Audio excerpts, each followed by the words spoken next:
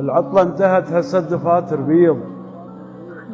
حلم مر بعجل بس خلص الذكرى. ومن اول شمس دقت علينا الباب قلت له استاذ هسه ايش نكتب ايش نقرا؟ قال اول درس نرسم وطن للناس يتحدى الالم ويكابر بصبره.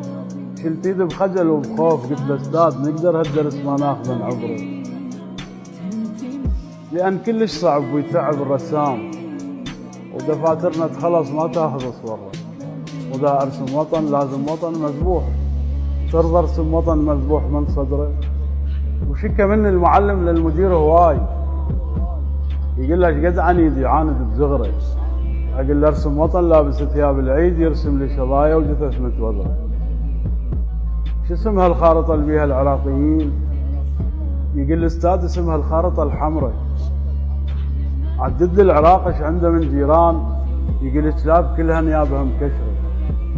احكي لي على النفط وش عندنا من مخزون؟ يقول لي من النفط ما نمتلك قطره. اقول له ارسم حقد يلهم بيوت الناس يرسم لي مدافع تقصف الثوره.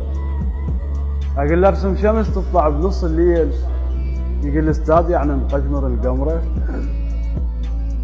حذرني المدير وقال لي مفصول حتى من الجدال تصير لك عبره. على حكيك تريد تعلم الطلاب لازم لوطن بس تلهج بذكره؟